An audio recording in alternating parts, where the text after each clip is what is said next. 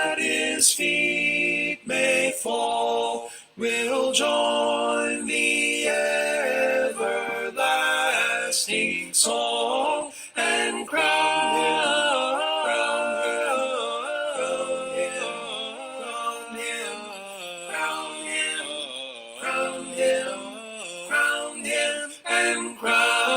him Lord of all. Magandang gabi mga kapatid. Tayo po ituloy na po sa ating pag-aaralan po sa gabing ito. Ito po ang ika-49 na kapitulo ng aklat ni Isaiah. Nagbabadya pong malakas ang ulan. Sana po hindi matuloy mga kapatid para ituloy po natin ang ating pag-aaral po sa gabing ito. Ito pong kapitulong ito ay simula na po sa pagpapakilala lubusan sa magiging tagapagligtas ng bansang Israel. Later on, ang pagkakaroon po ng kanyang bagong Israel. Ito po sa unang talata, kayo makinig sa akin o mga pulo, at inyong pakinggan kayo mga bayan sa malayo. Tinawagan ako ng Panginoon mula sa sinapupunan. Mula sa katawan ng aking ina ay binanggit niya ang aking pangalan. Listen, O coastlands, to me, and take heed, you peoples from afar. The Lord has called me from the womb. From the matrix of my mother, He has made mention of me. Dito po, pinakikilala kung sino po ang kinakausap. Binabanggit po yung mga isla sa tabing sa baybayin po, Ito po ang baybayin ng tinatawag na dagat Mediterranean. O noong panahon na yon, ito yung tinatawag na the Great Sea. Kung ating po maalala, doon po sa chapter 42, verse 4, verse 10, verse 12, binabanggit na rin po ito, Itong mga lugar sa baybayin ng Mediterranean kanya.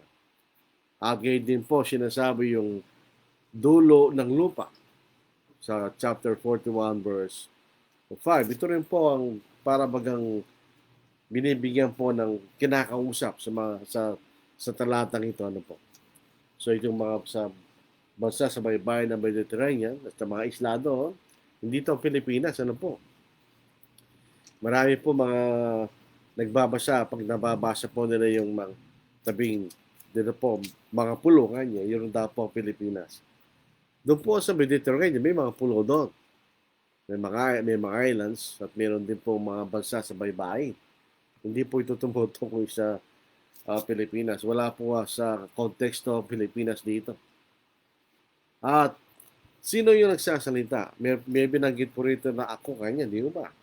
Tinawagan ako ng Panginoon mula sa sinapupunan ng aking ina. Ang lumakas na pong ulan. Sumigaw na lang po tayo para magkarinigan. Ito problema po sa ating mga bahay.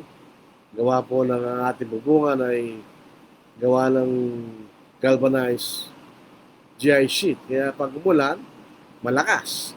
Sana po narinig po nyo ako mga kapatid sa gitna na malakas na ulan. Magbigay po kayo ng comment kung narinig pa nyo ako. So, ang nagsasalita po rito ay ang ating Panginoon. Ang lingkod, sinasaya po doon sa chapter 48, verse 16. Basahin po natin. Kayo lumapit sa akin, pakinggan niyo ito. Mula sa pasimula, hindi ko nagsalita ng lihim. Mula ng panahon na mangyari ito, ay naroon na ako. At kayo sinugo ko ng Panginoong Diyos at ng kanyang Espiritu. Ito po ay sinugo ng Panginoon. So siya po nagsasalita dito sa kapitulong ito.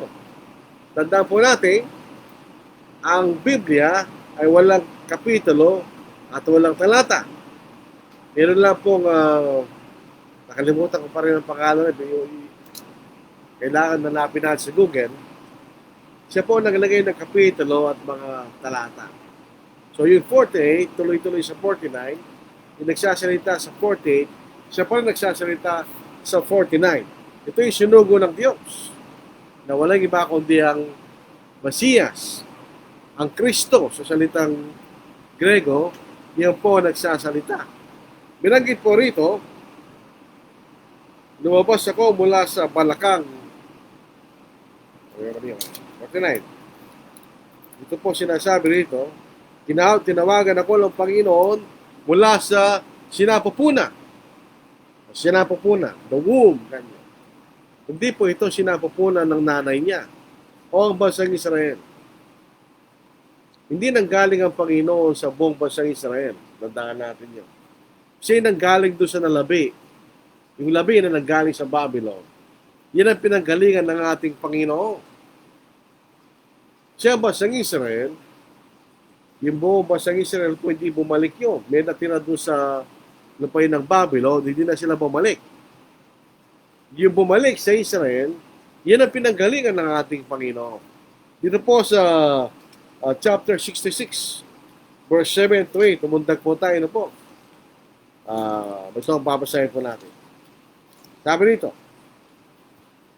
bago siya nagdamdam, siya ng anak, bago dumating kanyang paghihirap, siya ng anak ng isang lalaki. Sino nakarinig ng kanyang bagay? Sino nakakita ng kanyang mga bagay? Ipinanganak bang lupain sa isang araw? Ilalabas ba sa isang sandali sa bansa? Sapagkat sa pasimula, lamang ang pagdaramdam ng siyong ay sinilang niya ang kanyang mga anak. So, hindi po ito ang nanay niya, hindi ang siyong kanya. Ito yung labi na naging tapat na nagbalik mula sa Jerusalem, ay sa Babylon. Ano po? Dito po yung man-child, yung sinasabi sa Apocalypse. Kung naalala po natin, doon sa Revelation chapter 12, verses 1 to 5, na yung babae doon ay dalawang larawan. Yung unang babae, iyan ang labi ng Israel, at yung pangalawang babae, naging iglesia. Yun po sa Micah, ganun din. Masahin po lang sa Micah. Ito pong sa Micah chapter 5, ito rin po ay kinote sa Matthew chapter 2 verse 6. Kaya lang po natin, ito yung ating Panginoon. Ngunit ikaw, Bethlehem sa Ephrata, na maliit upang mapabilang sa bangka ng Juda. Mula sa iyo lalabas para sa akin ang isa na magiging puno sa Israel. Nang pinagmula na yung mula ng una, mula ng wala hanggan. Kaya kanyang ibinigay sila hanggang sa panahon na siya'y nagdaramdam ay mga anak. Kung magkagayon ng analabi sa kanyang mga kapatid, ay babalik sa mga anak ni Israel. So ito po yung tapat na labi. Yan ang pinanggalingan ng ating Panginoon. So ang pattern dito, so mayroong naging alipin sa Babylon, at sila pumalik sa Israel, labi. Pero yung labi na yon, pagpansinin po natin, pagdating po ng Panginoon, ay hindi sila lahat ay tapat. May labi ng labi. Makita natin. Yan ang pinanggalingan ng ating Panginoon. Yung tapat na labi, doon sa mga labi. The remnant of the remnant. Yan ang pinanggalingan ng ating Panginoon, mga kapatid. Hindi ang buong Israel dahil yung lamang tapat na labi ang pinanggalingan ng ating Panginoon. Balik po tayo sa 49. Mula sa katawan ng aking ina ay binanggit niya ang aking pangalan. From the matrix of my mother, he has made mention of my name. Anong pangalan ng ating Panginoon? Dito po sa Matthew chapter 1, verse 25. Ang pangalan binigay ay Jesus. Hindi upang ipakilala na siya ay isang hari, kundi ipinakikilala ang kanyang paglilingkod, ang kanyang gagawin bilang lingkod ng Diyos. So ito sa 25, hindi po 25 ha. Sinabi po nito, siya ipapangalanan ng Jesus sapagkat, dito, verse 21, mali po yung 25.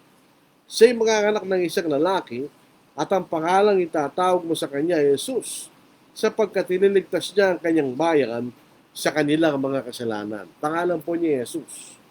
Sa Hebrew, yun ay Joshua. Ang Jesus ay Grego. Actually, makita nating Grego, Yesu. Yun po ang Grego. Ang Jesus, Tagalog yun. Parang transliteration ng Yesu sa salitang Grego, sa salitang Hebreo, yan po yung sinala Joshua kanya. So yun yung pangalan na ibibigay sa kanya, ipinakikilala kung ano ang kanyang gawain bilang sinugo ng Diyos. So bilang lingkod ng Diyos, siya'y magliligtas sa kanyang bayan mula sa kanilang mga kasalanan. Doon sa Isaiah chapter 9 verse 6, meron mga pangalang ibinigay sa kanya. Halimbawa, Emmanuel, sapagkat siya Diyos na nagkatawang tao. So, ang Diyos yung sumasa atin kanya. Wonderful Counselor, sapagkat siya magbibigay ng magandang aral ng kaligtasan. Siya Mighty God, sapagkat siya Diyos. Everlasting Father, hindi siya ang Ama. Tandaan po natin yun. Pero kasama siya sa lumalang. At sa ganung paraan ay siya'y matutulong nating isang Ama.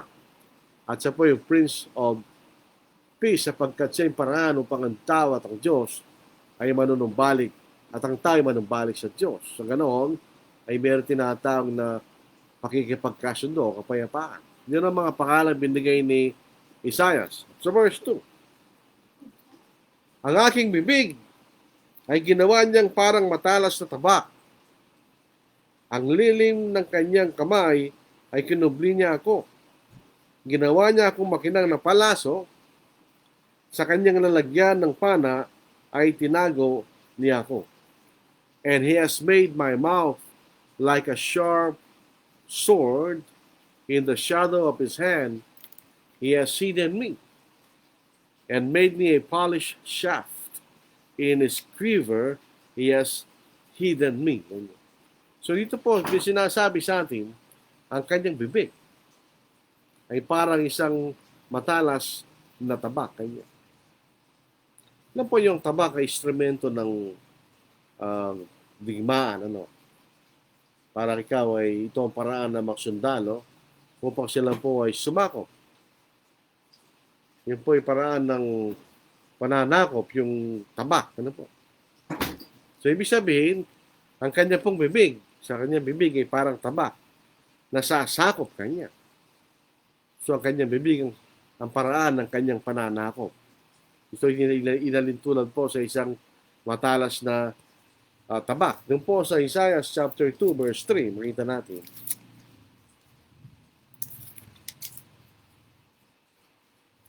Maraming tao darating ang magsasabi, halina kayo at tayo maon sa bundok ng Panginoon, sa bayan ng Diyos na Jacob, upang turuan niya tayo ng kanyang mga daan at tayo lumakad sa kanyang mga landas. So, ang kanyang pananakop ay hindi po yung physical na pananakop ng mga bansa.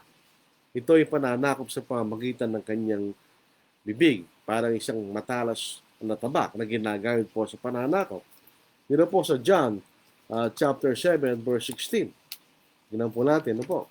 So John 7 verse 16. Ito po ang ating mababasa.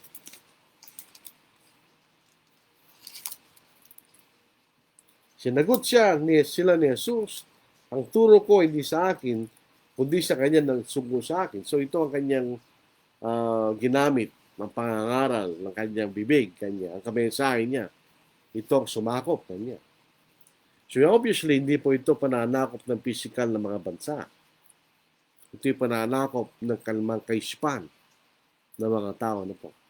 Doon po sa Ephesians chapter 6 to 17, sinabi ang tabak ng Espiritu na siyang salita ng Diyos.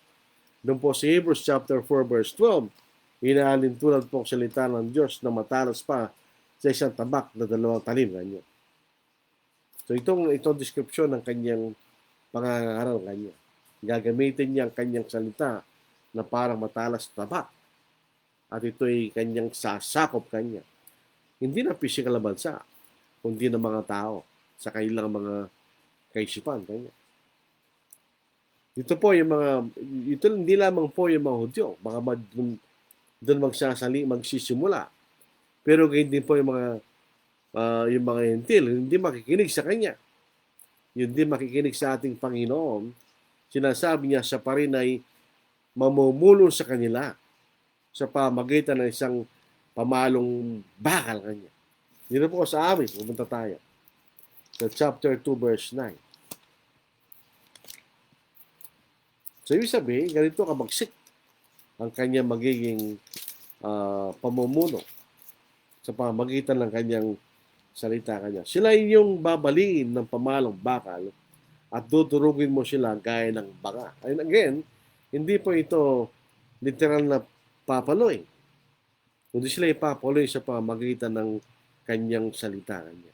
In other words, sila ihahatulan niya sa kanyang salita kanya. Ganun din po makikita natin sa Revelation 1:16. Ano po? Yung bibig niya may lumalabas na isang tabak na may dalawang talim kanya. Ito makikita na description sa kapangyarihan ng salita ng sasabihin itong lingkod ng Panginoon na walang iba kundi ang ating Panginoong Jesucristo. Ginawa rin po siyang palaso kanya. Alam niyo yung palaso, ito ay para bagang tumutusok. So, ang salita nitong lingkod ng Panginoon na walang iba kundi ang ating lingkod ng Diyos kundi ang ating Panginoon, para itong palaso. Yung kanyang salita ay tumutusok sa mga puso ng kanyang mga kaaway kanya. At kanyang sasakupin sila, ilalagay sa kanyang pamumuno. At yung hindi susunod ay kanyang hahatulan kanya. Dalawa po yan. Ang epekto po ng salita ng Diyos ay parang matalas na tabak kanya. No, kung kayo maniniwala, ikaw ay susunod, napapakilala sa pamumuno. Pero kung hindi ka susunod kanya, ikay papaluin ng isang pamalong bakal kanya. Ibig sabihin, isang mabaksik ng hatulan. At ibinaling din po ang kanyang bibig na parang isang palaso kanya, natutusok sa iyong puso. Kung ikay maniniwala, ikay papakilalim sa kanyang pamumuno. Kung hindi ka susunod, kahatulan kanya. Pumunta po tayo sa awit ulit. Awit 45, 3-5. Ibigkis mo ang iyong tabak sa iyong hita o makapangyarihan sa iyong kalalatihan at kamahalan. At sa iyong kamahalan ay sumakay kang nananagumpay para sa mga bagay ng katotohanan at kahamuan at katwiran. Ang iyong kanang kamay nawa ay magturo sa iyo ng kakilakilabot na magawa. At yung pamapalaso ay matalas sa puso ng mga kaaway ng hari at sa mga bayan na naibual sa ilalim mo kanya. So itong palaso kanya. Ganun din po yung awit sa 110, Psalm 110. Ganun din po makikita natin. So ito po ang epekto ng kanyang bibig. Parang mataas na tabak. Kung ikay maniniwala, ikay mapapakilaan sa kanyang pamumuno. Kung di ka susunod, ikay kanyang papaluin ng bakal na pamalo, parang palaso kanya na tumutusok sa ating puso o sa ating kaisupan.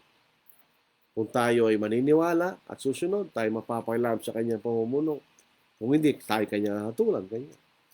So ito po ang dalawang talim, no? Talas talaga, verse 2.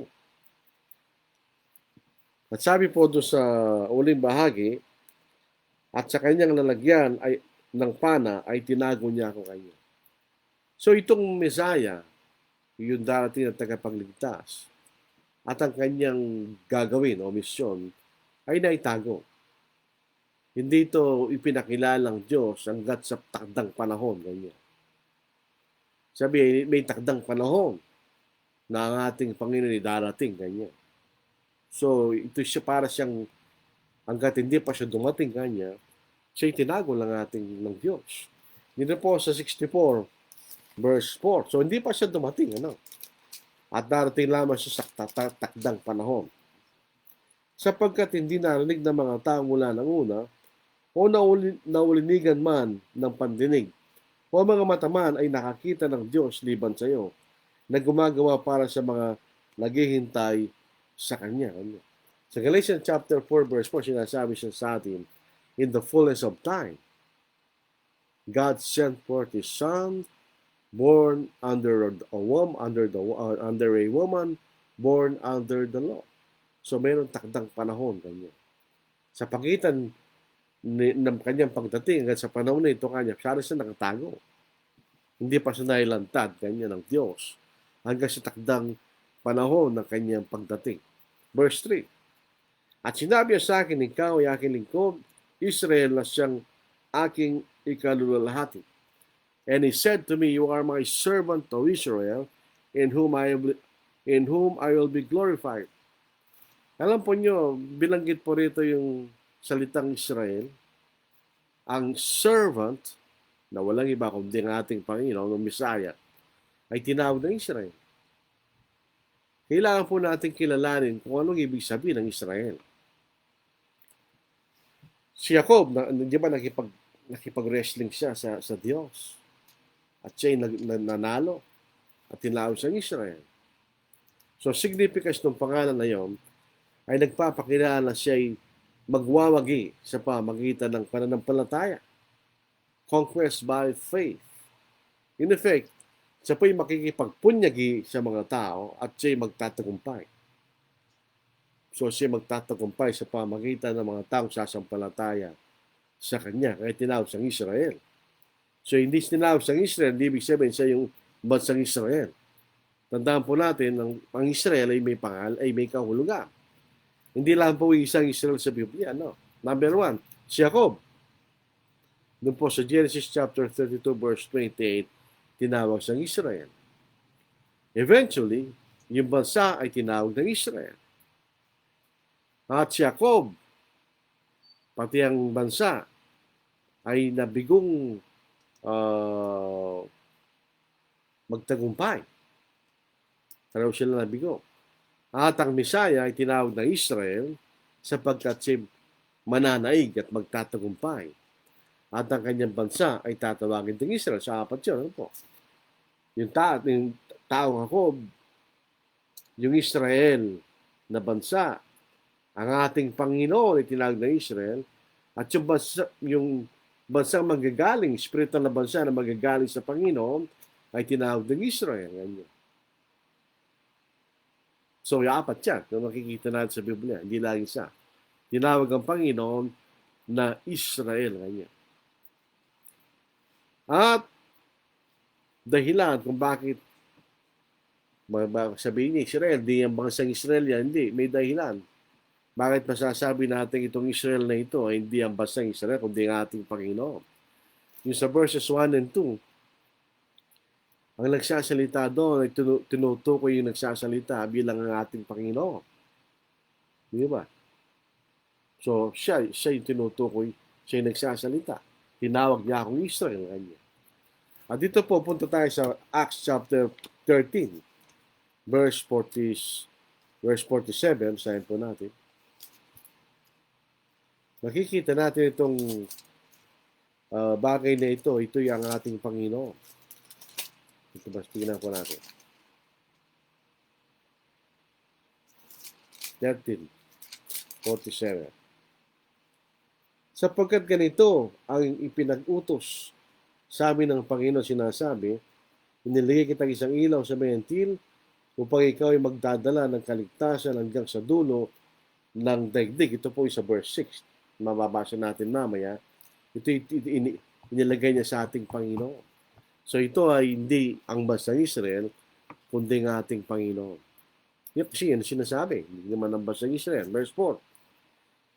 Ngunit aking sinabi, ako'y gumawang walang kabuluhan. Ginugol ko ang aking lakas sa wala at sa walang kabuluhan. Gayunman ang aking katarungan ay nasa Panginoon at aking gantimpala ay nasa aking Diyos. Parang sinasabi dito na itong isusugong ito ng Diyos na walang iba kundi ating Panginoon ay sinasabing ang kanyang gagawin ay magiging walang kabuluhan. Ibig sabihin, ang magiging gawain ng Panginoon sa bansang Israel ay parang walang magiging bunga. Ang kanyang paggawa ay parang isang usok lang na nawala kanya. Hindi na para sinasabi ng talata dito. Tingnan po niyo sa John chapter 1 verse 11. Sinasabi siya ay pumunta sa kanyang He came to his own, sa kanyang bayan, and they rejected him. So hindi siya tinanggap.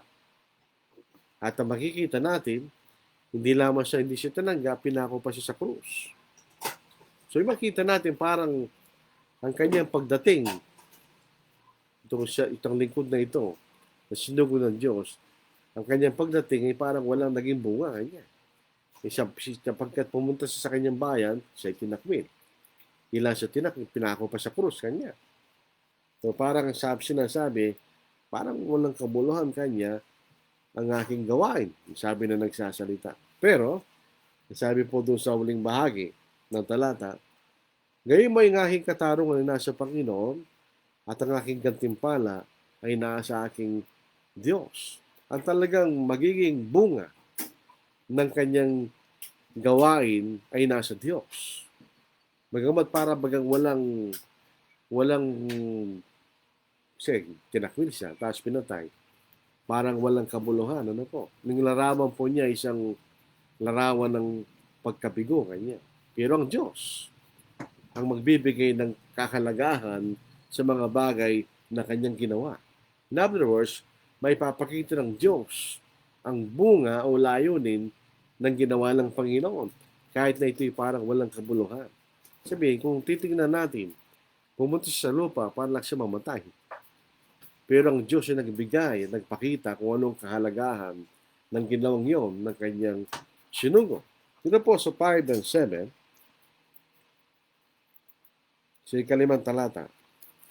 At ngayon, sinabi ng Panginoon na naganyo sa akin mula sa sinapupunan upang maging kanyang lingkod, upang balik uli ang Jacob sa kanya at ang Israel matipon sa kanya, sapagkat sa mga mata ng Panginoon ako'y pinarangalan at ang aking Diyos ay aking kalakasan. And now the Lord says, who formed me from the womb to be his servant, to bring Jacob back to him, so that Israel is gathered to him. For I shall be glorious in the eyes of the Lord, and my God shall be my strength.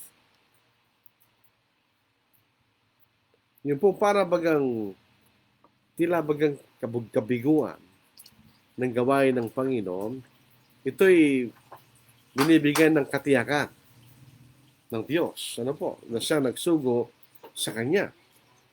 Ang gawain po ng Kanyang Panginoon, ito ay isang marangal. Ito'y marangal. Ito'y Kanyang ginawa na marangal at ang Kanyang nagampanan ay manalhati Kanya. So, hindi ito walang kabuluhan. Anong nangyari? Pinabalik niya ang Israel sa Diyos. Tandaan po natin, ang proseso, nagbalik sa pagkalipin at labi. Kanya. Pero yung labing yon, karamihan ay naging yung pattern. Hindi na naman sila naging tapat. Kanya. So, ang gawain ng Panginoon ay binalik niya kanyang labi sa Diyos. Kanya. So, may isang bayan, may isang labi ng bayang ito na pumalik sa Diyos.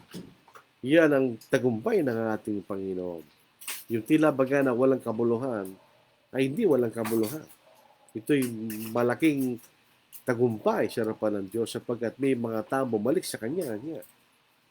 Mula sa pagkahiwalay dulot ng kasalanan. Verse 6. O Kanyang sinasabi, napakagaan bang bagay na ikaw ay naging aking lingkod upang ibangon ang mga lipi ni Jacob at papanambalikin ang iniingatan ng Israel.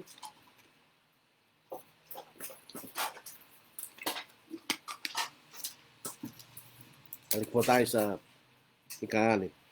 At papanambalikin ang iniingatan ng Israel, ikaw ay aking ibibigay na pinakailaw sa mga bansa upang aking kaligtasan ay makarating hanggang sa dulo ng lupa.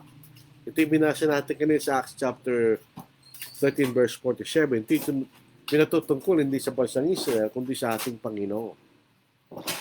Indeed, it says, is it too small a thing that you should be my servant, to raise up tribes of Jacob, and to restore the preserved ones of Israel? I will also give you as a light to the Gentiles, that you should be my salvation to the ends of the earth. Kanya. So ito makikita natin yung preserved ones of Israel. Ito yung labi. Sabihin, ito po ang trabaho ni John the Baptist, di ba? Maganda ng isang bahay tatanggap sa Panginoon ang labi. Yun ang tapat na labi sa Israel. Yun ang tinatawag na preserved ones of Israel. Ibig sabihin, makakatanga sila doon sa kaparusahan na darating galing dahil sa galit ng Diyos sapagkat sila susunod sa ating Panginoon. Ito yung remnant. Pero hindi lamang po ang labi. Hindi lamang po yung bahagi ng Israel. Hindi lamang po iniingatan ng Israel. Preserve ones of Israel. Hindi lang yun. Pati yung mga Gentiles. So, ibig sabihin, ang trabaho ng lingkod na ito ng Diyos na walang iba kundi ng ating Panginoon, ito nagsimula sa iniingatan ng Israel, the preserve ones of Israel, yung remnant, yung tapat sa Diyos, at galing din sa mga Hintil. Tingnan, ulitin natin na basahin natin. Ikaw ay aking ibibigay na pinakailaw sa mga bansa upang ang aking kaligtasan ay makarating hanggang sa dulo ng lupa. Dito po sa English, I also give you as a light to the Gentiles that you should be my salvation to the ends of the earth. Sabihin, yung ilaw, hindi lamang po yung ilaw ng preserved ones of Israel, yung remnant ng Israel, ay gayon din po sa mga Gentiles. At ang ilaw na yon ay ang ating Panginoon. Kaya hindi yung Israel nito, hindi ang Israel na bansa. Doon sa binabangkit natin, tinawag ang kanyang lingkod ng Israel, kundi ang ating Panginoon. So you are the light to the Gentiles. Kanya. So ang kanyang gawain ay lumapad. Nung siya nasa lupa, sinasabi niya sa kanyang mga lagad, huwag kayo pumunta kanya sa mga Hintil, kundi lamang sa Israel kanya. Pero ito'y lumapad, di ba? Siya naging ilaw sa mga Hintil. So ito'y enlarged, pinalaking gawain. Verse 7. Ngayon ito sabi ng Panginoon, ng manunubos ng Israel at ng kanyang banal, sa lubos na ihinamak sa kinasuklam ng bansa, ang lingkod ng mga pinuno. Ang mga hari at ang mga pinuno ay makakita at babangon at sila'y magsisamba dahil sa Panginoon na tapat sa banal ng Israel na siyang pumili sa iyo. Kanya. Ito pong talatang ito, makita natin kung paano tinanggap ang lingkod ng Panginoon. In general, ang mga tao po ay, siya po ay kinapotan. He was despised. At siya kinapotan kanya. At ang bansang Israel, tandaan natin, hindi siya tinanggap. Siya ay tinakwil kanya. Ang pagkatakwil ng bansang Israel sa kanya, ay bilang tumanggap, tandaan natin, ay katulad din ng kapotan ng Diyos sa mga Diyos-Diyosa. Ganun ang kapotan ng bansa, ng kanyang bansa sa ating Panginoon. Na parang ang pagtingin ng mga namumuno sa kanilang mga lingkod, so itinignan ng mababa. Eh syempre, hindi naman siya dumating na isang hari katulad ng kailang inaasahan. Siya dumating bilang isang mababang tao. Siya pinanganak ng isang karpintero lamang, mga kapatid. Dito po sa 8 hanggang 13. Ganito sabi ng Panginoon, nakalugod sa panahon na siya ay sinagot kita at sa araw ng pagliligtas ay tinulungan kita. Alam pa, pamilyar po yun, ano? Aking iningatan ka at ibinigay kita bilang isang tipan sa bayan upang itatag ang lupain, upang ipamahagi ang mga sirang mana. Thus says the Lord, in an acceptable time I have heard you, and in the day of salvation I have helped you. I will preserve you and give you as a covenant to the people to restore the earth, to cause them to inherit the desolate heritages. Alam po natin ito, no? Ito siya parang sa Korinto ito, ano po? Yung katanggap-tanggap na panahon, ganyan. In an acceptable time, ganyan. Ito po ay kinote ni Apostle Paul. At ang katanggap-tanggap na panahon ay tumutungkol sa panahon ng Ebanghelyo, di ba? Kung mabasahin natin sa Pangalawang Korinto, chapter 6, verse 2, di ba yun ang katanggap-tanggap na panahon? Ganyan. In other words, ang Diyos, yung Diyos po, ano po, sabi nito, doon sa I will preserve you, kanya.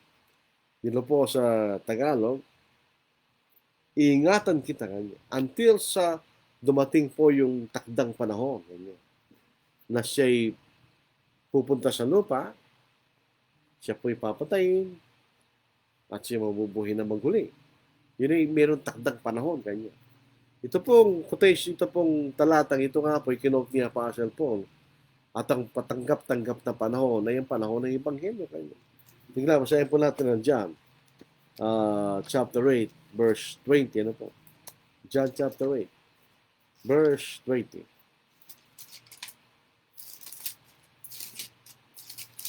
Ito ang ating mababasa. Sinabi niya ang mga salitang ito sa kabangyaman abang nagtuturo siya sa templo, subalit walang tao mauhuli sa kanya sapagkat hindi pa dumating ang kanyang oras. Kanya. So, ibig sabihin, ang ating Panginoon pagdating sa lupa ay ingatan ng Diyos hanggang sa takdang panahon. Ano yung takdang panahon? Hanggang siya'y patayin. At ito ang pagsisimula ng katanggap-tanggap na panahon sa Diyos sa pagliligtas sa pamamagitan ng Ebanghelyo. So, siya ingatan ng Diyos hanggang dumating ang takdang panahon na siya'y kinakailangang mamatay. Tayo po sa kanyang misyon. Ito po ay kawalo. Doon sa ulang bahagi kanya, siya'y magiging tipan. At ibinigay kita bilang isang tipan sa bayan upang itatag ang lupain, upang ipamahagi ang mga sirang mana kanya. Give you as a covenant to the people, as a light to the Gentiles. Ibig sabihin, ito pa yung pakikipagkatipan sa bayan at ilaw sa mga hentil. Kanya. Tandaan po natin, ang Diyos ay nakipagkatipan rin sa bansang Israel. At dito po ang lingkod ay makikipagkatipan sa mga tao pang mapanumbalik ang lupa para sa Diyos. Yung lupa na yon, yung lugar ng tinatawag na bagong Israel, kanya. The New Israel. Ito po yung mga Udyo at mga Hentil na naliwanagan sa Ebanghelyo kanya. So makikita natin. So makikipagtipan sa bayan kanya. So ito yung tipan sa mga tao. At dahil ito po ay kasama ang mga Hentil, kasama yung mga Hentil. Ito sa pamamagitan ng liwanag na galing sa Ebanghelyo. Sa 44 verse 26 po ng Isaiah, to raise up her waste places. Ganyan. Ang kahulugan po nito ay nung ipanumbalik ng Diyos o ibalik muli ang Israel, ang Jerusalem sa kanyang dating kalagayan pagkabalik sa Babylon. Tandaan po natin yung sinira yun. Sinira yung templo, sinira yung syudad. At ito yung muling binalik kanya. Pero sa pagkakataon na ito, hindi ito tumutukoy sa physical na Jerusalem. Ito yung panunumbalik ng lupa sa konteksto ng Mesiya. Ano yun? Panumbalik niya yung mga tao sa Diyos sa buong sanglibutan. As far as possible kanya sa hangganan ng lupa. So ito'y dahil binabanggit po yung mga Gentiles, ayun ang sinasabi sa Matthew chapter 28, kawing alagad ng lahat ng mga bansa. Sa Mark 16, kanya, verse 15, ipangalay ba sa lahat ng kinapal. So ito sinasabi rito, ito makikipagkatipan sa mga tao kanya. Ibalik ang lupa, ibalik ang mga tao sa Diyos. So ibig sabihin, kung ang sinasabi sa 44 verse 26, nasirang Jerusalem, at ito'y muling binalik, dahil ito po yung sinira ng digmaan. Gayun din ang konteksto sa lupa. Yung mga tao po, sila'y nasira ng kasalanan, di ba? Sila'y muling ibabalik sa Diyos sa pamagitan ng ating Panginoon. Yung mga Hudyo, pati rin yung mga Gentiles. So yun ang ibig sabihin ng desolate heritages, kanya sa Tagalog, yung mga sirang mana. Doon sa physical Israel na sila bumalik sa Babylon, yung sirang mana ay yung Jerusalem. So, dahil ito sinira ng mga Babylonians, ito'y muling binalik.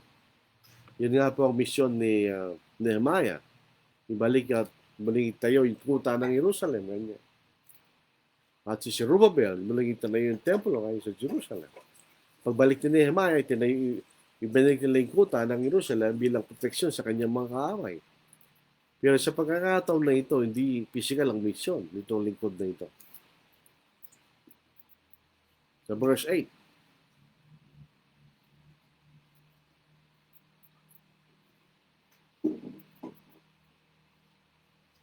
ngayon sabihin dito po, makikita natin, ang misyon ng Panginoon ay hindi physical, spiritual. He has the spiritual power to overcome the opposition.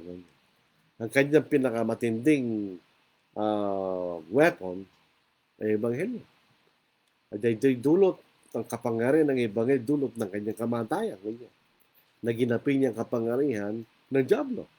So yun ang kapangyarihan ng Panginoon o sa mga taong sasampalataya. Sa verse 9, na sinasabi sa mga bilanggo, kayo magsilabas. Sa mga nasa kadiliman, magpakita kayo. Sila'y magsisikain sa mga daan at ang lahat ng lakas ng bukas na kaitaasan ay magiging kailang pastulan. That you may say to the prisoners, go forth, to those who are in darkness, show yourselves. They shall feed along the roads, and their pastures shall be on all desolate heights. And they shall neither hunger nor thirst, neither heat nor sun shall strike them, for he who has mercy on them will lead them, even by the springs of waters he will guide them. I will make each of my mountains a road, and my highways shall be elevated. Sila hindi magugutom o mauwang man, at hindi rin sila mapapaso ng mainit na hangin, ni sasaktan man sila ng araw, sapagkat siyang may awa sa kanila'y papatubay, at akayin sila sa tabi ng mga bukal na tubig, at aking gagawing daan ang lahat ng aking mga buntok, at ang aking mga langsangan ay patataasin kayo. Ito po isang assurance sa Diyos. Di ba? Ito yung assurance sa Diyos sa Israel kayo. Yun po, yung physical na Israel, mayroong assurance ng Diyos. Pagbalik nila sa pagkalipin, mayroong assurance ng Diyos na sila ibibigay niya lahat ng kailang mga pangangailangan sila makabalik. Sa ganito rin paraan, sa isang spiritual na kahulugan, ganun din. Hindi ito physical na alipin. Ito'y alipin ng kasalanan. So, spiritual captives yan niya. Kung ang physical na mga alipin ng Israel nakabalik sa Babylon, at ang Diyos ay gumawa ng daan sa disyerto kanya, di ba? At binigyan niya lahat ng pangangailangan para sila makabalik. Itong talatang ito, mga talatang ito ay nagpapakilala sa spiritual na kahulugan. Sabihin ito yung pagpapalaya mula sa spiritual na pagkaalipin kanya. Ibibigay ng Diyos ang lahat ng spiritual na pangangailangan at bibigyan sila ng daan upang ang kanyang maliligtas ay dadaan kanya. Yun ang sinasabi sa Isaiah chapter 35 verse 8. Siya'y gagawa ng daan para sa kanila. Ayun ang wala ang iba kundi ng ating Panginoon. Kaya sinasabi sa John chapter 14 verse, I am the way, the truth, and the life. Siya yung daan, ganyan. Nadadaan ang lahat na mapapalaya mula sa spiritual na pagkaalipin. Sa verse 12, narito ang mga ito'y manggagaling sa malayo, at narito ang mga ito'y mula sa hilaga, mula sa kanluran, at ang mga ito'y mula sa lupain ng Shinim. Ito yung Shinim, hindi po natin alam kung yung Shinim, ano po. Ang tumutukoy po dito ay hindi po mga physical na alipin mula sa Babylon. Hindi po yun. Kundi ito yung mga spiritual na alipin na mapapalaya sa pamagitan ng ating Panginoon. At sinasabi rito, tingnan niyo, ito yung mga direksyon, ano po. Sabi niya, mula sa hilaga, mula sa kanluran, mula sa malayo, mula sa lupain ng Shinim. Hindi po natin alam kung ano yung Shinim na yun. Pero makikita natin ang hangganan ng pamumuno ng ating Panginoon. Ito'y sa buong siyang libutan. In other words, ang extent ng kanyang ebanghelyo ay sa buong siyang libutan. Yun ang sinasabi rito, ano po. So, hindi ito tumutukoy sa physical na pamumuno, kundi sa spiritual na pamumuno ng lingkod ng Panginoon, na walang iba kundi ang ating Panginoon. Sabihin, lahat ng mga tao sa bawat bahagi ng lupa ay sila po ay may pagkakataon na tumugong sa Ebanghelyo niya. Sapagkat ang Ebanghelyo ipapangaral sa buong sanglibutan. Verse 13.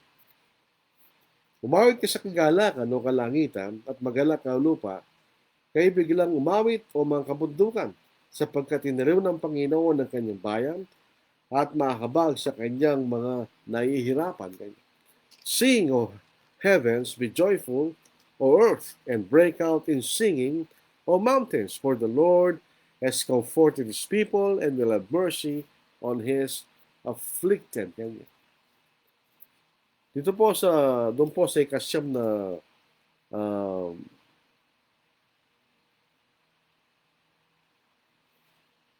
talata, magpakita kayo kanya. Kayo yung magsilabas, magpakita kayo kanya. Go forth and show yourselves. Kanya. Ito po, bakit sila magpapakita?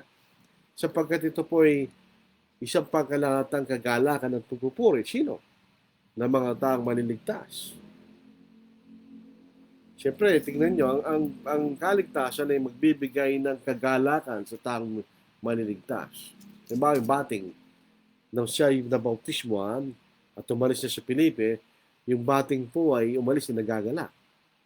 There's a joy and praise pagka ikaw pa ay naligtas ng liwanag na galing po sa lingkod ng Diyos na ito na walang iba. Later, alam po natin ang Ebanghelyo.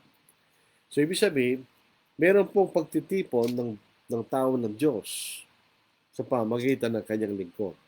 Ang pagtitipon ng mga Hudyo at ng mga Hentil. At ang Diyos ay magbibigay ng probisyon at pag-iingat sa Kanya, pero sa spiritual na paraan. So nakikita natin ang parallel ng physical na Israel at spiritual na Israel. Noong ang bansang Israel ay naging alipin dahil pinarusahan sila ng Diyos. Sila po'y pinalaya mula sa pagkalipin at lahat ng kailang pangailangan ay binigay ng Diyos. Ngayon din dito, may spiritual na provision at pag-iingat. Spiritual na provision at pag-iingat ay bibigay ng Diyos. So, meron pong pagtitipon ng kanyang bayan, mga Hudyo at mga Hentil. Yun ang iglesia, di ba? May pagtawag at may pagtitipon. Pag sinabing gathering kanya, yun ay isang pagtawag ng isang pagtitipon. 14 hanggang 21,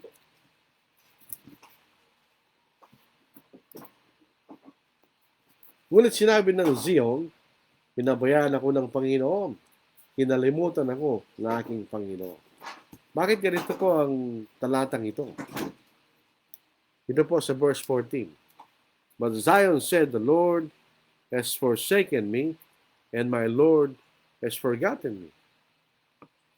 Yung nagsisalita rito, hindi na ang ating Panginoon, kundi ang Zion. Actually, makikita natin, hindi po nagre-reklamong Israel. Hindi man siya pwede magreklamo sa Diyos. Kundi sa pamamagitan nito, pinakikita ng Diyos ang spiritual na kalagayan ng Israel. Spiritual na kalagayan. Pansinin po natin, ang pinakahuling propeta sa Old Testament ay si Malachi. Sinabuhay po sa panahon ng 445 hanggang 432 BC. Ang pagitan niya at ang pagdating ng Panginoon sa kanyang pangangaral nagsimula noong 30 AD. Ano po? Kung gagamitin natin ang tamang pagbibigay ng panahon sa Biblia, sapagkat ang Panginoon po ay 30 taong ang edad nung siya mangaral, 459 years.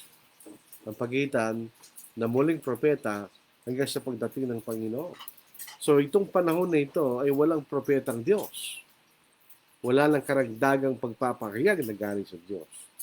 So para pinabayaan sila ng Diyos. Kasi mula nung sila ay maging bansa, hanggang sa panahon ni Malakay, may propeta. So ang Diyos ay nakikipagtalas-talas sa kanyang bayan. Pero mula kay Malakias o kay Malakay, hanggang sa pagdating ng Panginoon, walang propeta. Ito po tinatawag nating silent years. Para bagang yung labi ng Diyos ay pinabayaan at nakalimutan na sila ng Panginoon. Ito ang makikita nating significance ng talatang ito.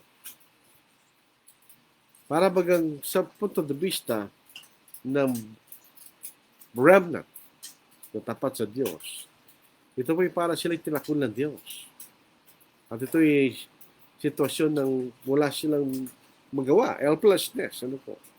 So in other words, meron silang spiritual restlessness. Yun ang kalagayan nila dahil wala nang mensahe galing sa Diyos. Parang sila'y pinabayaan ng Diyos. Verse 15.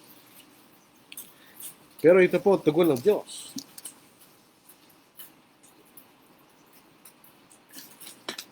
Ito po ay ginawang isang awit.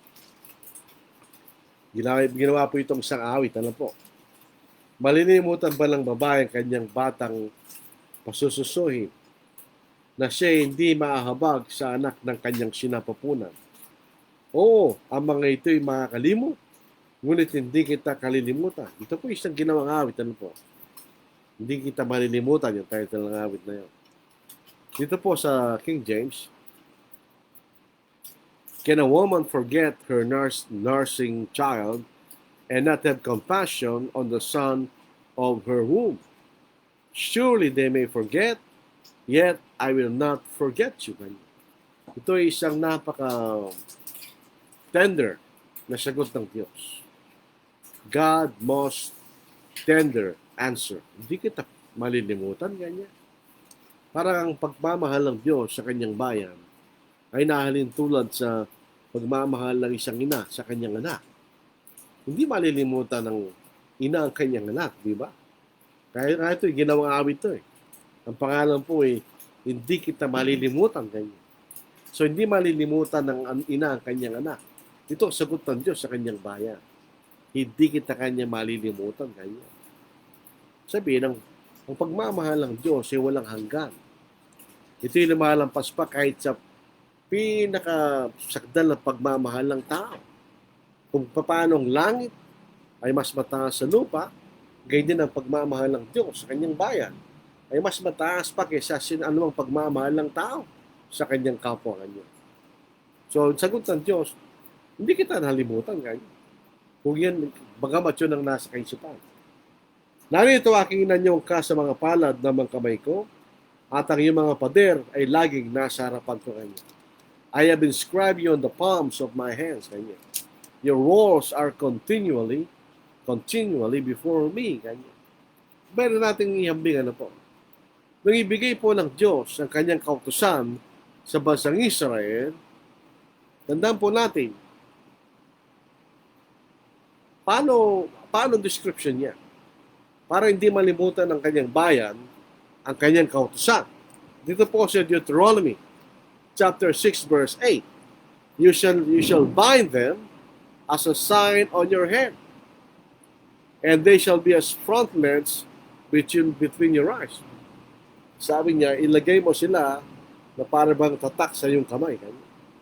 At nakita natin itong tatak sa ating kamay, hindi nabubura ito. So yan ang sabi niyang Diyos sa kanyang bayan. Huwag niyong iburahin ng aking kautusan. Para kanya tatak sa inyong kamay, kanya na hindi nabubura. Ganyan sa ganong paraan, hindi malilimutan ng Israel ang kautusan ng Diyos. In the same manner, ganon din. Ganyan. Para bagang ang Diyos, nilagay niya sa tatak ng kanyang mga kamay. At ang kanyang mga backward walls ay palaging nasa kanyang harapan. Ganyan. So, hindi niya, ganung paraan, hindi niya malilimutan ng Diyos. Meron siyang plano. Walls, ganyan, walls.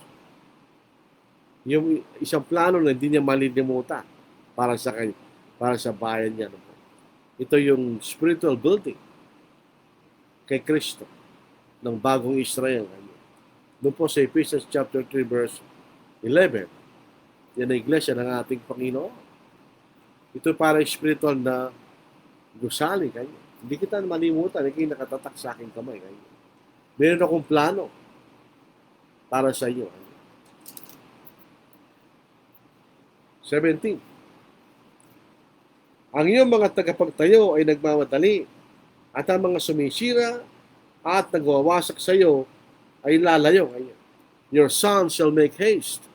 Your destroyers and those who laid you waste shall go away from you. So, itong Zion, hindi na ito yung physical na Israel. Ito po yung spiritual na Israel. Ang kanya mga anak, kanya ay magmamadali. Nauuwi kanya. Sila ay pupunta sa kanyang iglesia, ang spiritual nasyon kanya. Ang kanya mga tagasira, kung ano po yung kahulugan na yun kanya, ay aalis sa kanya. In other words, ito pong Zion kanya, yan ang espiritu ng Israel. Ito yung nakahandang tumanggap sa lahat na pupunta na may pananampalataya. Kanila pong iniwanan ng daan ng kasamaan at pagkakasala at sila niligtas ng Diyos. So ito, kaya nagmamadali sila kanya. Yung sa Tagalog. Ang iyong mga tagapagtayo ay magmamadali, pero sa Tagalog, sa English, your sons shall make haste. Sila ay magmamadali kanya. At ang iyong mga tagasira ay aalis mula sa iyo kanya. Sa 18, imulat mo ang iyong mga mata sa palibot at tignan mo, silang lahat ay nagtitipon, sila'y lumalapit sa iyo. Aba ako'y nabubuhay, sabi ng Panginoon, silang lahat ay susuot mo sa nagaya ng panggaya, gaya ng ginagawa ng babae kakasal, bibigkisin mo silang lahat. At sabi ng sa English, lift up your eyes, look around and see. All this gather together and come to you, says the Lord. As I live, says the Lord, you shall surely clothe yourselves with them all as an ornament and bind them on you as a bride does. Ito ang larawan ng kanyang bayan. Ito yung larawan na para bang isang magandang babae ikakasal kanya. Ito yung guarantee ng Diyos. Sabi, hindi kita pinabayaan. Ito ang plano ko sa iyo. Darating na panahon kanya. Verse 19-20. Sapagkat ang iyong mga sira at magyabang dako at ang iyong lupaing nawasak, tiyak na ngayon ikaw ay magiging totoong napakakipot para sa iyong mga mamayan at silang lumamon sa iyo ay mapapalayo. Ang mga anak na pinanganak sa panahon ng iyong kapanglawan ay magsasabi pa sa iyong pandinig, ang lugar ay napakakipot para sa akin. Bigyan mo ako ng lugar na aking matitirahan. So, marinig na po natin ang... So, itong espiritu ng Zion, sapagkat ngayon po ay binubuo ng mga hindi lamang nabasang Israel, kundi na rin naman lamang Hentil. So, ngayon, ito ay nag-iipon sa pamagitan ng Ebanghelyo. Hindi katulad po ng physical na Israel na nangangailangan ng isang physical na walls para sa kanyang kaligtasan, sa kanyang mga kaaway. Ito isang spiritual na Israel. Walang physical na walls. Ang kanyang mga walls ay ang Ebanghelyo, katotohanan. Hindi walang physical na walls kanya. Yung pong sinasabi sa verse 19 kanya. At silang lumalamang sa iyo ay mapapalayo. Sabihin, nandito po yung proteksyon ng Diyos. Ang makikita po natin, yung physical na Israel, nawala alos lahat ng mga ito at natira lamang ay labi.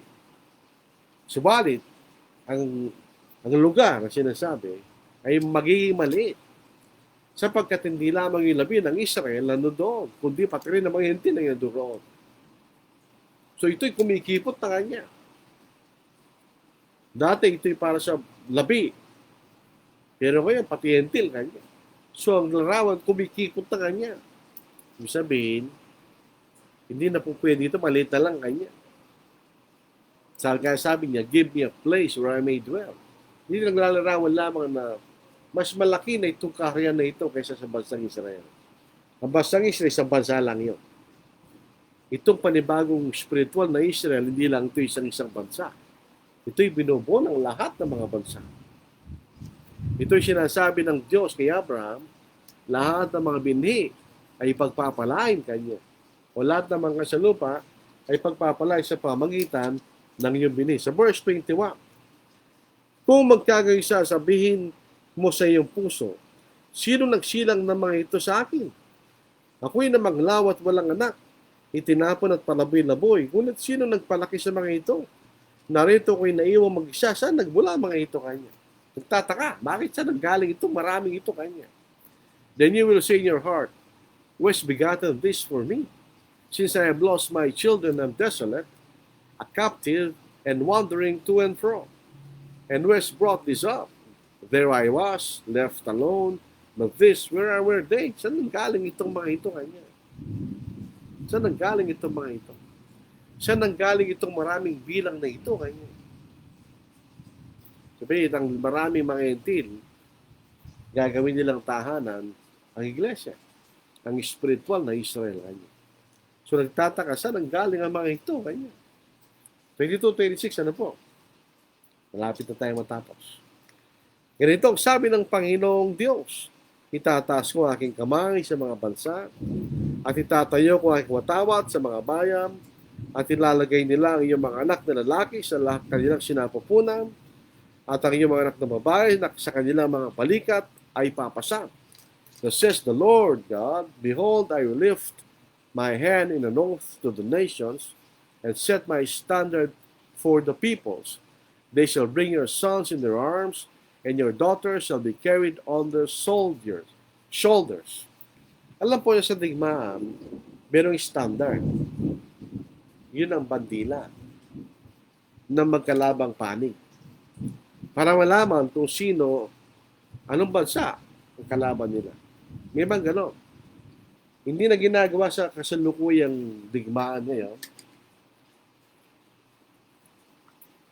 Pero kung manonood kayo ng documentary na maunang digmaan, dala-dala na yung bandila. Yun ang standard nila. So dito, meron siyang banner or standard. Sino yun? Ang ating Panginoon. Yan ang makikita ng mga bansa. Ganyan. Dito po sa Isaiah chapter 11:10 to verse 12. And in that day there shall be a root of Jesse, who shall stand as a banner to the people. For the Gentiles shall seek him, and his resting place shall be glorious. He will set up a banner for the nations, and will assemble the outcasts of Israel, and gather together the dispersed of Judah from the four corners of the earth. Kanya. So yun ang banner ng ating Panginoon. Sa pamagitan ng ating Panginoon, yun ang banner, yung mga bansa, mga entil, sila po'y mako-convert ng Ebanghelyo. At sila magkakaroon ng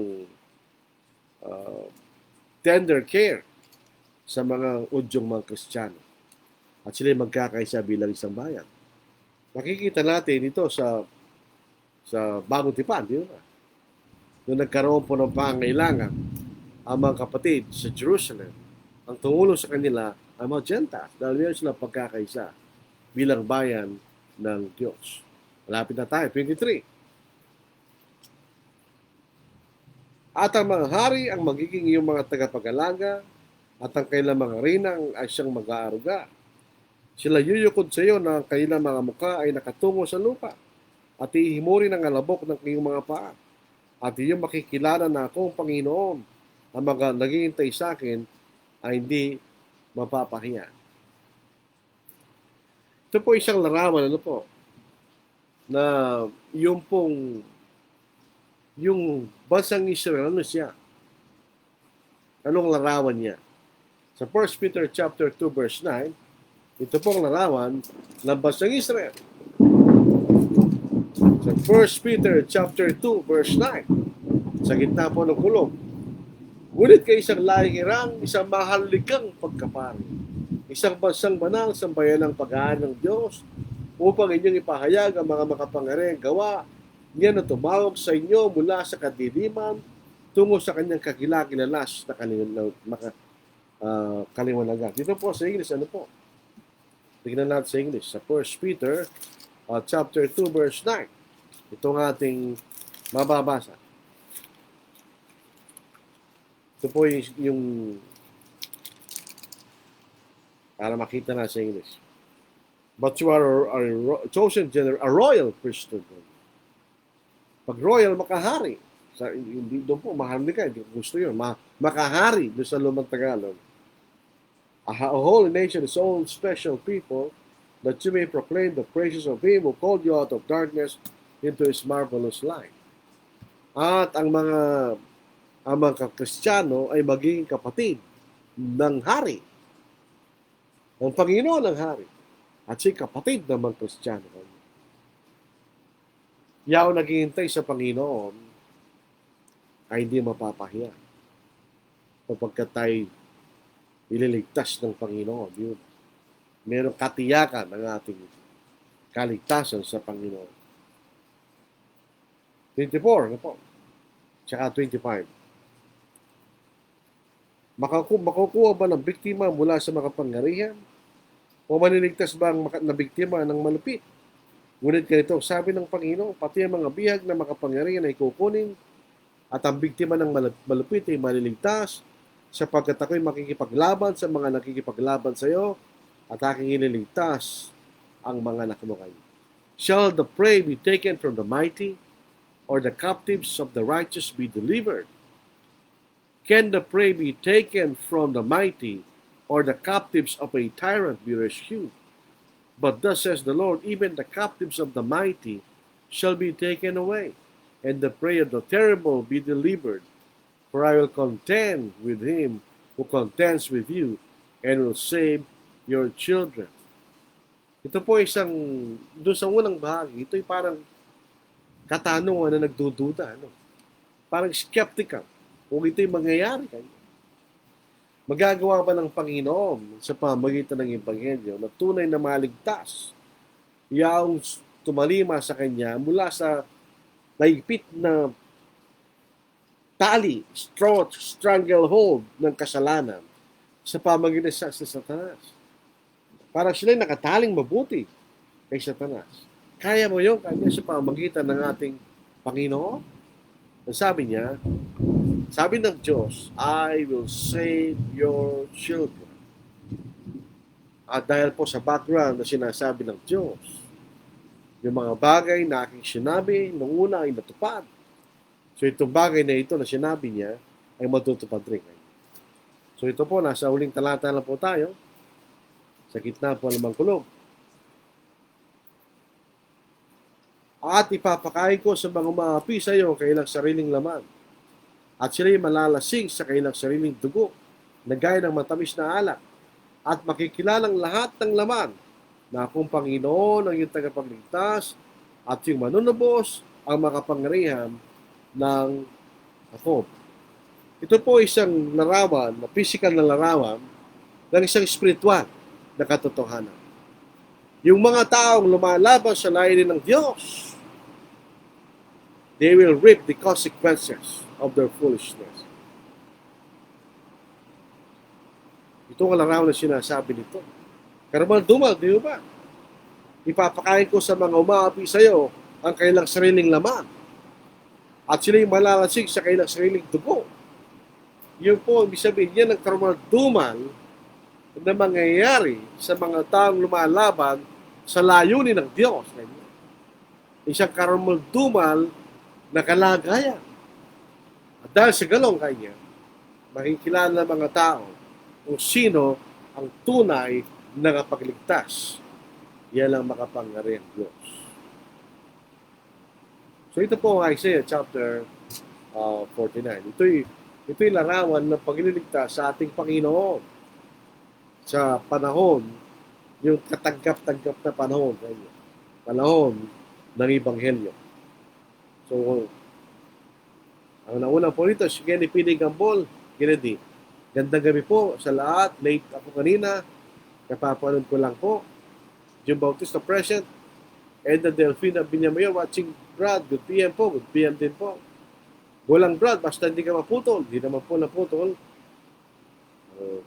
Si Brother Rediap, present kanya. Rafael Ortiz, present.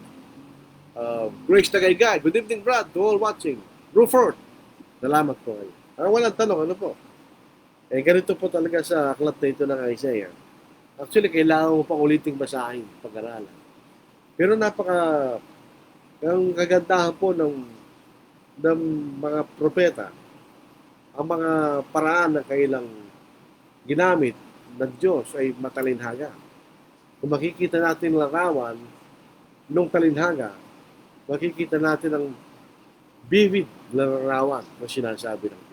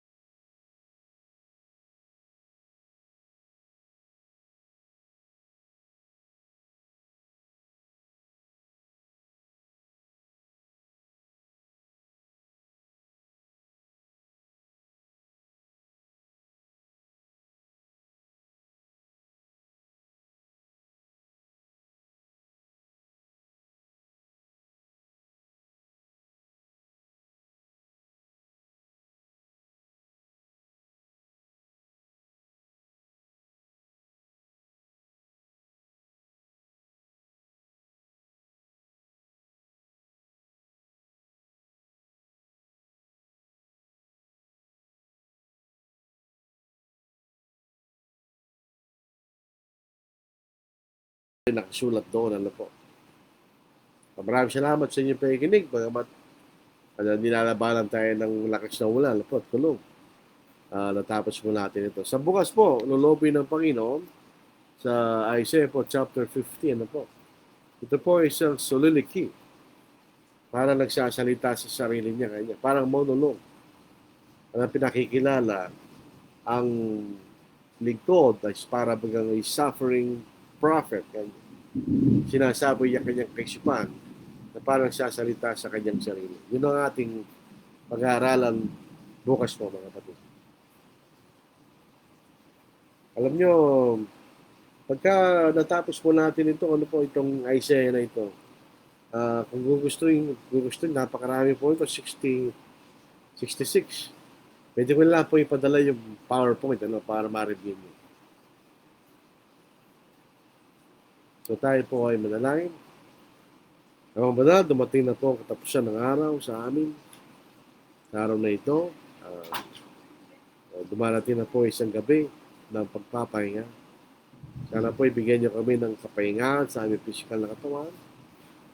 Alam po namin ang aming mga spirito ay napapahinga sa pamamagitan ng salita. At sana po ay ganun din po sa aming mga katawan. Na kami makapagpahinga ng lubusan sa gabi nito. Patubayan niyo kami, Ama, at ingatan niyo po kami.